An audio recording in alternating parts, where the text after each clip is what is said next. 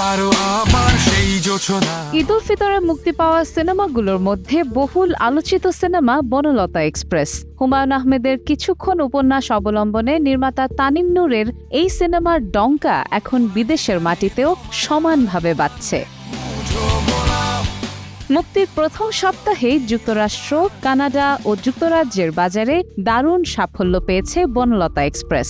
USA ও Canada মিলিয়ে ছবিটির আয় হয়েছে প্রায় $2,46,000 মার্কিন ডলার, আর যুক্তরাজ্য থেকে এসেছে $14,218। সব মিলিয়ে প্রথম 7 দিনে সিনেমাটির মোট আয় দাঁড়িয়েছে প্রায় $2,60,000, যা বাংলাদেশি মুদ্রায় প্রায় $3,20,00,000। এর আগে উত্তর আমেরিকায় প্রথম সপ্তাহে সবচেয়ে আলোচিত পারফরম্যান্সগুলোর একটি ছিল হাওয়া।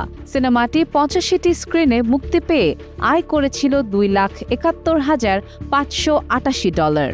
সেই তুলনায় মাত্র 48টি প্রেক্ষাগৃহে মুক্তি পেয়েও বনলতা এক্সপ্রেস যে শক্ত অবস্থান তৈরি করেছে তা নিঃসন্দেহে প্রশংসার দাবি রাখে।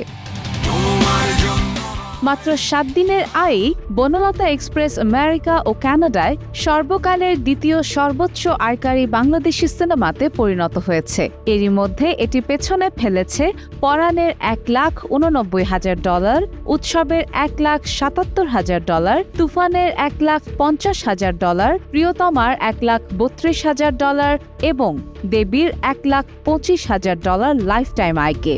ছবিটি যেভাবে এগোচ্ছে তাতে ওভারসিজ বাজারে বাংলা সিনেমার সর্বোচ্চ আয়ের রেকর্ডধারী হাওয়ার $3,58,000 আয়ের মাইলফলকও খুব শিগগিরই অতিক্রম করতে পারে বলে মনে করছেন সংশ্লিষ্টরা। সাদিয়া ইসলাম, টাইমস টুডে।